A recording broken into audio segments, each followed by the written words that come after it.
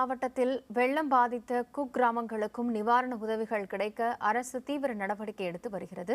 இது பற்றி நமது செய்தியாளர் ஸ்ரீதர் அளித்த கூடுதல் தகவல்களை இப்போது பார்க்கலாம்.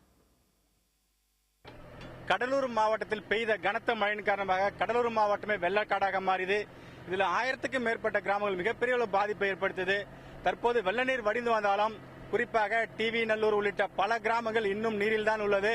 இதற்காக அரசு அதிகாரிகள் உயிரை பணைய வைத்து தற்போது உணவு, மருந்து உள்ளிட்ட பொருட்களை அங்கு கொண்டு செல்கிறார்கள்.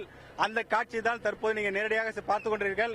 இந்த காட்சி என்பது மிக கொடூரமாக இருக்கிறது. குறிப்பாக பலர் குற்றச்சாட்டு வந்தாலும் நிவாரணப் பணிகள் சரியாக செல்லவில்லை, அரசு செயலிழந்து விட்டது என்று பல குற்றச்சாட்டு இருந்தாலும் தற்போது நீங்க பார்க்கும் இந்த காட்சி என்பது மிக மோசமாக உள்ளது.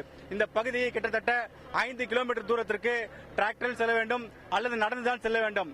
அப்படிப்பட்ட இந்த கிராமத்திற்கு தற்போது செவிலியர்கள், மருத்துவர்கள், உணவு என அனைத்துமே இங்கு தற்போது சென்று கொண்டிருக்கிறது. அதில் தான் நாம் தற்போது பயணம் செல்கிறோம். இது முற்றிலுமாக அரசின் கவனத்திற்கு கொண்டு செல்வதற்காக செல்லப்படுகிறது. மாவட்டம் முழுவதும் பல கிராமங்கள் இதே நிலைதான் உள்ளது.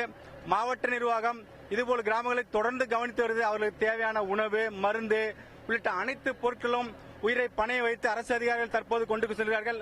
அதில் தான் தொடர்ந்து பயணம் செய்து ஒட்டுமொத்தமான கிராமம் முழுவதும் அனைத்தும் இயல்பு வாழ்க்கை திரும்பும் அளவுக்கு தற்போது அதிகாரிகள் நடவடிக்கை எடுத்து வருகிறார்கள். விரைவில் அனைத்து கிராமங்களும் இந்த வெள்ள பாதிப்பிலிருந்து திரும்பும் என எதிர்பார்க்கப்படுகிறது. அதற்காக அமைச்சர்களும் அதிகாரிகளும் கடலூர் மாவட்டத்தில் முற்றுமாக முகாமிட்டு தற்போது பணிகளை மேற்கொண்டு வருகிறார்கள்.